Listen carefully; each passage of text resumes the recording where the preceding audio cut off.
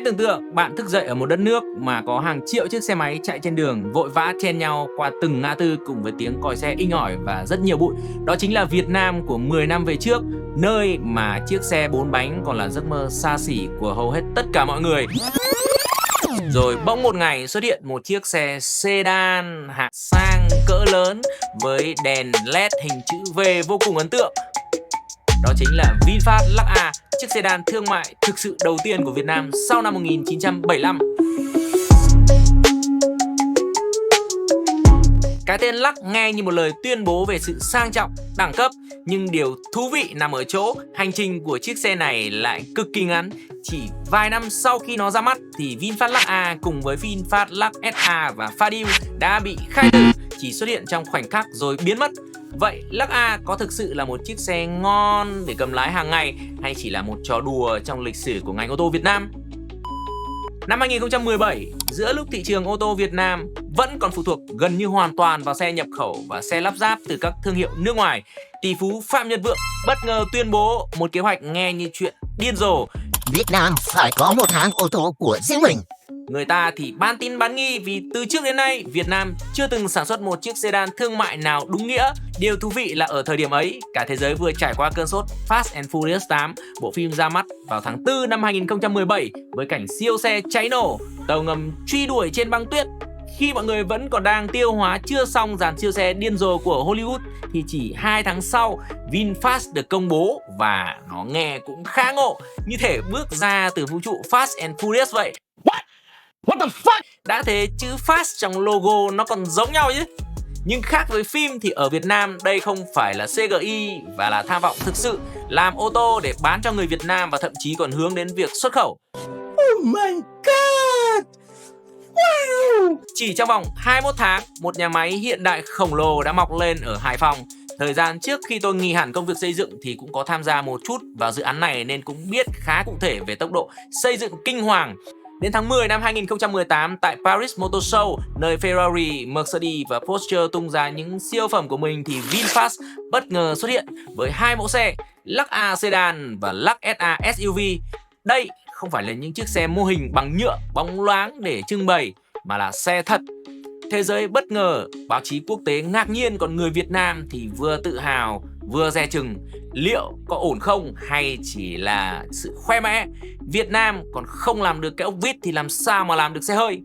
Lux A dựa trên nền tảng của BMW Series 5 F10, thiết kế bởi studio Ý Pininfarina. Tên gọi Lux rõ ràng là gợi ý về luxury, nói lên sự sang trọng. Nhưng trong các chiến dịch quảng bá, tiếp xúc với khách hàng cũng như trong những buổi lái thử thì VinFast vẫn luôn nhấn mạnh vào khía cạnh thể thao, tốc độ của con xe này. Công bằng mà nói thì động cơ và khung gầm khá ổn, cảm giác lái đầm chắc, phù hợp với nhu cầu đi lại hàng ngày và còn cả những buổi đi xa nữa. Nhưng tiện nghi thì chưa đủ để so sánh với sedan Đức hay Nhật cỡ trung, chứ đừng nói là xe sang. Thậm chí tôi còn thấy nó khá nghèo nàn, hầu như chẳng có gì để mà gọi là tiện nghi cả. Năm 2019 thì những chiếc Lux SA đầu tiên lăn bánh trên đường phố Việt Nam. Dáng xe dài, hiện đại và khá là trẻ trung với dàn đèn nổi bật, logo chữ V sáng quắc khiến người ta phải ngoái nhìn. Tôi là một trong số ít những người lái VinFast Lux A và Lux SA không có ngụy trang đi công khai trên đường phố Việt Nam đầu tiên. Và tôi tái khẳng định rằng vào lúc đó, tháng 6 năm 2019 thì đi đến đâu người ta cũng phải ngoái lại nhìn. Thậm chí là người ta đang đi xe cũng phải dừng lại để nhìn, cả phố dừng lại để nhìn luôn. Khi xe chính thức được bán ra thì niềm tự hào dâng cao, thị trường thì bàn tán sôi nổi, ai cũng muốn xem thử xem liệu xe của Việt Nam làm thì nó như thế nào. Thường xuyên có nhiều người muốn mượn xe của tôi hoặc thậm chí là dừng xe tôi lại để xem VinFast Lux A này nó như nào. Cộng đồng chủ xe thì tăng nhanh về số lượng. Nhưng rồi 2020 đến, khi mà đã có nhiều người nhận xe thì bắt đầu có những tin xấu. Một số xe gặp lỗi như vô lăng rung ở giải tốc độ cao do trục và vành chưa khớp nhau, cảm biến áp suất lốp thì thường báo sai, thậm chí là không kết nối được. Rồi gió rít lọt vào bên trong cabin, cửa kêu, phanh kêu, nắp bình xăng khó đóng. Trên mạng thì nhiều người bực bội và có người thì giễu cợt. Xe Việt mới bán ra, vừa mới mua mới keng mà sao lại ọp ẹp trục trặc như xe cũ 5 năm tuổi. Tuy nhiên VinFast đã phản ứng khá nhanh chóng và hầu hết các vấn đề đều được sửa chữa. Với bản thân tôi thì tôi có trải nghiệm thay vành hiện tượng rung vô lăng ở giải tốc độ cao, tôi được VinFast thay vành 2 lần, tổng cộng 8 chiếc vành, cho đến khi nào mà hiện tượng rung vô lăng dứt hẳn thì mới thôi. Nice. Trong giai đoạn 2020-2021, Lux A chứng minh thực lực ở khía cạnh vận hành, khung gầm đầm chắc này, treo đa điểm, đi cao tốc thì vô cùng êm ái, giống như là dán vào đường vậy. Vào cua thì vững chắc và dao động được dập tắt một cách nhanh chóng. Cách âm thì phải tốt ngoài sức tưởng tượng. Tôi đã từng tháo vỏ xe ra và xem được một lượng rất lớn các vật liệu tiêu âm ở bên trong vỏ xe. Khi ở bên ngoài có thể ồn nào, huyên nào thế nào đi nữa thì bên trong cabin bạn vẫn có được một sự tĩnh lặng tương đối và có thể thoải mái nghe nhạc, mặc dù là loa của VinFast thì chưa hay lắm. Động cơ của xe là động cơ BMW N20 2.0 turbo mang lại công suất 174 đến 228 mã lực, cũng gọi là vừa đủ. Hộp số tự động 8 cấp của ZF. Thêm điểm cộng đó là chi phí sử dụng và bảo dưỡng thì vô cùng rẻ. Bảo dưỡng 8.000 km chỉ tiêu tốn chưa đến 2 triệu đồng, còn mức tiêu thụ nhiên liệu trung bình đo được là khoảng 7,3 lít trên 100 cây, tiết kiệm như những chiếc xe cỡ nhỏ hơn. Với người dùng phổ thông thì đây là một chiếc sedan ngon bổ rẻ đúng nghĩa. Sau này khi VinFast dừng trợ giá phụ tùng thì giá phụ tùng của VinFast cũng phải nói là vẫn rất rẻ. Tôi từng thấy có nhiều người cố tìm mua phụ tùng VinFast để thay cho BMW Series 5 và X5 bởi vì nó tương thích và quá rẻ. Nếu mà để chê thì chúng ta có khá nhiều. Đầu tiên là nội thất, theo quan điểm thẩm mỹ của tôi thì còn khá thô và ngô nghê. Mặt đồng hồ có thiết kế không thể cơ bản hơn. Viền cụm màn hình trung tâm thì to dày và không tinh tế. Nhựa thì dễ xước và sờ vào thì chưa có cảm giác xịn sò sướng tay. Thời gian đầu có một số vấn đề khá buồn cười mà tôi trải nghiệm. Ví dụ như khi vào số P thì trên màn hình hiện ra là chế độ công viên, Park Mode.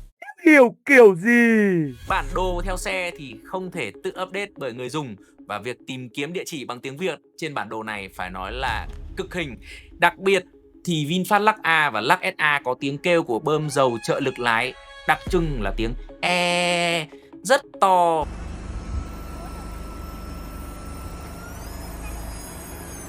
Và đi đến đâu người ta cũng có thể nhận ra từ xa. Với nhiều chủ xe thì đây là thứ khiến họ phiền lòng cho đến khi họ thực sự quen với nó.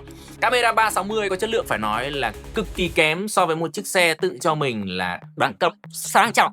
Nếu mà bạn sử dụng hệ thống này vào buổi đêm nữa thì trừ tiếp cho tôi 90% công lực. Xe không có chức năng auto hold, còn chức năng tự động tắt mở máy khi tạm dừng là một chức năng mà tôi nghĩ phần lớn chủ xe sẽ tắt đi ngay sau khi mua xe. Xe không có lốp dự phòng. CarPlay thì phải tận 2 năm sau mới được cập nhật, còn Android Auto mãi mãi sẽ không có, mặc dù đây là hai thứ được ghi khá rõ ràng trên brochure mời gọi khách mua xe vào thời kỳ đầu. Người dùng kết luận là Lux A lái sướng, kinh tế nhưng chưa đủ sang như cái tên mà nó đã tự gọi mình. Đến năm 2022 có một cú sốc lớn ập đến. VinFast tuyên bố dừng hoàn toàn xe xăng, chuyển hẳn sang sản xuất xe điện. Chủ xe Lux A ngã ngửa. Wow, mình vừa mới mua một chiếc xe mới tinh mà chưa gì nó đã dừng sản xuất. Thông tin này biến Lux A trở thành mẫu sedan mở màn nhưng cũng khép lại kỷ nguyên xe ô tô xăng của VinFast. Nếu các bạn còn nhớ sự kiện Vinsmart bất ngờ tuyên bố dừng sản xuất TV và điện thoại vào cuối năm 2021 và biến mất khỏi các cửa hàng sản phẩm thương mại như thế nào, thì tuyên bố lần này chắc chắn sẽ làm người đã và đang cân nhắc mua xe VinFast không khỏi băn khoăn. Đến năm 2023, Lux A chính thức dừng sản xuất và thị trường xe cũ chia ra làm hai. Số ít người săn tìm và coi nó là món hàng sưu tầm. Tôi tin rằng số này có nhưng rất ít. Còn phần lớn người dùng phổ thông sẽ lo lắng về sự khan hiếm phụ tùng sau này, cũng như lo rằng chiếc xe này sẽ bị hãng bỏ rơi khỏi những chính sách hậu mãi. Từ ánh đèn Paris rực rỡ cho đến kết cục ngắn ngủi, Lux A đã trở thành một dấu chấm trong lịch sử của ngành công nghiệp xe hơi Việt Nam. Một dấu chấm khá lạ. Nếu phải chọn một khoảnh khắc khiến Lux A đi vào ký ức với tôi, đó chính là Paris Motor Show 2018. Việt Nam cho đến thời điểm đó trong mắt của bạn bè quốc tế thì gắn liền với xe máy không thể sang đường được, với phở và bánh mì và một nền công nghiệp còn lạc hậu. Bỗng đường hoàng sánh vai cùng các ông lớn trong một sự kiện đình đám của thế giới ô tô. Đỉnh điểm là khi David Beckham, một huyền thoại bóng đá, biểu tượng toàn cầu của sự hào nhoáng và đẹp trai, bước ra sân khấu. Anh không cần đá bóng bởi vì lúc đó anh đã giải nghệ khá lâu rồi. Anh chỉ cần đứng cạnh xe Lux A và Lux SA, mỉm cười đẹp trai, vẫy chào khán giả và ánh đèn flash rực rỡ sẽ thắp sáng cả khán phòng. Hình ảnh ấy chẳng khác nào một đường truyền dọn cỗ của Beckham dành cho VinFast để chuẩn bị tung một cú sút vào thị trường ô tô, đặc biệt là thị trường ô tô nội địa Việt Nam. Paris Motor Show trở thành một tuyên ngôn rằng Việt Nam dám xuất hiện, dám khẳng định, dám ngẩng cao đầu và thậm chí dám cả đẹp trai nữa. Ảnh hưởng văn hóa mới là nơi Lắc A tỏa sáng nhiều nhất. Nó xuất hiện trong MV OK của Binz giữa khung cảnh hùng vĩ của vùng núi phía Bắc. Okay.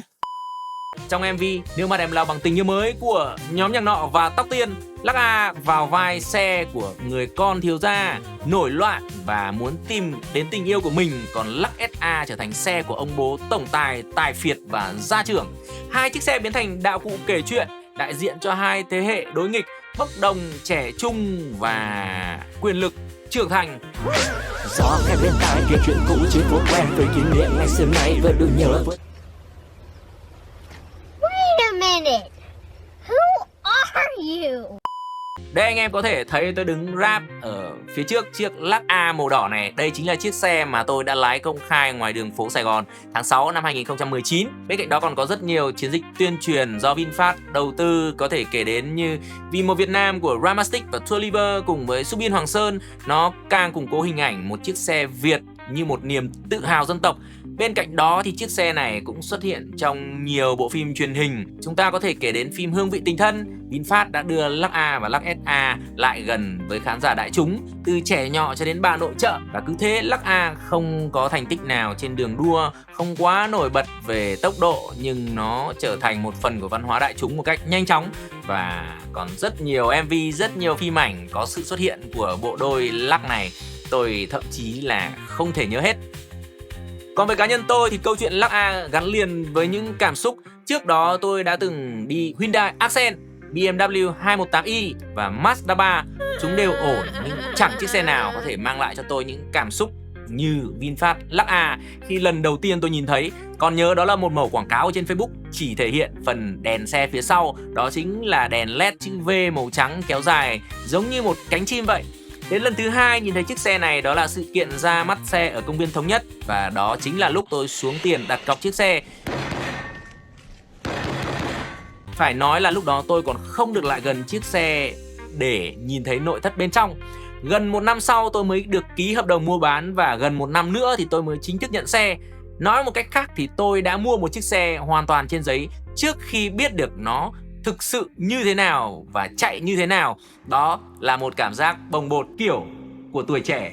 Amazing, good job em. Cảm giác sau đó thì là hài lòng và có một chút tự hào. Xe chạy ổn, tiết kiệm, đáp ứng các nhu cầu của gia đình như tôi đã nói ở trên. Quan trọng hơn là đây là lần đầu tiên tôi có thể nói với bạn bè nước ngoài rằng tôi đã mua và đang lái một chiếc xe sedan thương mại do Việt Nam sản xuất. Nhưng xen lẫn vào đó vẫn có một chút tiếc nuối. Khi VinFast tuyên bố dừng xe xăng, tôi chợt nghĩ mình đang giữ một phần của lịch sử ngành xe hơi Việt Nam, nhưng lẽ ra nó có thể đi xa hơn. Tôi cũng từng mong chiếc xe này sẽ có những đợt nâng cấp giữa vòng đời, những đợt facelift để tôi thấy được sự trưởng thành của dòng xe, nhưng nó sẽ mãi mãi stay the same. Lắc A không phải là siêu xe và cũng chẳng có thành tích đường đua nào, nhưng nó là chiếc xe sedan chạy xăng thương mại đầu tiên và cuối cùng của VinFast, một dấu mốc trong lịch sử của ngành công nghiệp ô tô Việt Nam. Từ ánh đèn Paris Motor Show cho đến những con đường bụi bặm trong nước, Lắc A đã đi chọn một hành trình tuy ngắn. Nó chứng minh rằng người Việt có thể làm được xe ô tô không chỉ để trưng bày mà còn để bán ra, lăn bánh trên đường khá tốt, và thậm chí một số xe đã được xuất khẩu. Nó không hoàn hảo nhưng nó có thật, và đôi khi chỉ riêng việc dám bắt đầu thôi cũng đủ để cho chúng ta tự hào mỗi khi nhớ về. Hiện nay thì trên thị trường chuyển nhượng xe cũ, các xe Đức có cùng trải nghiệm, cùng số năm tuổi với VinFast Lắc A sẽ có giá khoảng trên 1 tỷ đồng. Còn với VinFast Lắc A tùy vào màu xe cũng như năm sản xuất thì nó có giá loanh quanh khoảng 500 triệu, thậm chí là dưới 500 triệu. Liệu bạn có chọn để mua một chiếc VinFast Lắc A vào thời điểm này? Theo quan điểm của tôi thì nếu các bạn mua một chiếc xe chỉ để đi, chỉ cần an toàn, thì đây là một lựa chọn vô địch trong tầm giá. Hãy comment ở dưới ý kiến của bạn. Và đừng quên like, share, subscribe kênh của tôi. Bên cạnh kênh về xe, tôi còn có một kênh về âm nhạc, và link của kênh đó sẽ được ghi ở trong phần mô tả.